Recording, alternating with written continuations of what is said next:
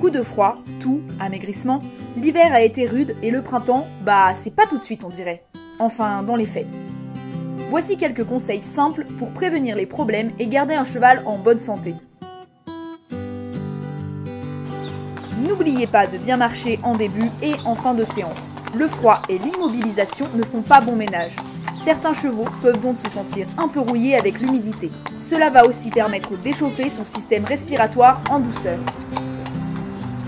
Faites bien attention à sa ration et n'hésitez pas à l'augmenter un peu si vous sentez que votre cheval a tendance à perdre quelques kilos. Le froid, ça brûle les calories.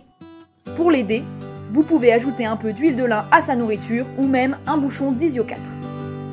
Si votre cheval tousse, n'hésitez pas à lui donner du sirop à base d'huiles essentielles, d'opter pour des compléments alimentaires qui contiennent de l'eucalyptus, du thym ou encore du pin ou de la menthe poivrée. S'il mouche, vous pouvez aussi appliquer de la pommade décongestionnante comme du Vicks Vaporum au bord de ses naseaux. Ça peut aussi aider les chevaux allergiques à la poussière. Veillez à bien utiliser une couverture séchante après une séance intensive.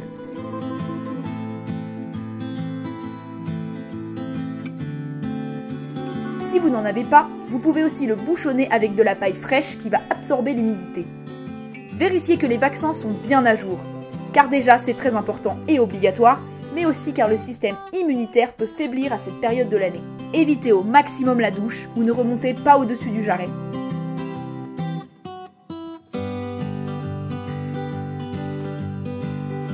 Si votre cheval vit au parc toute l'année, ne le tondez pas et si possible, couvrez-le avec une couverture imperméable s'il pleut beaucoup. Si, au contraire, il vit au box, il est préférable de le sortir pour pailler et de lui donner du foin de qualité ou toujours mouillé. Écoutez votre cheval et n'hésitez pas à écourter la séance si vous ne le sentez pas dans son assiette.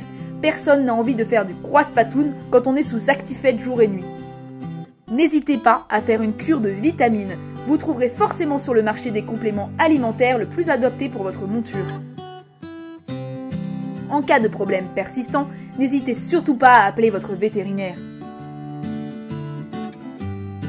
Si vous appliquez tous ces conseils, votre cheval devrait mieux réussir à gérer cette période compliquée.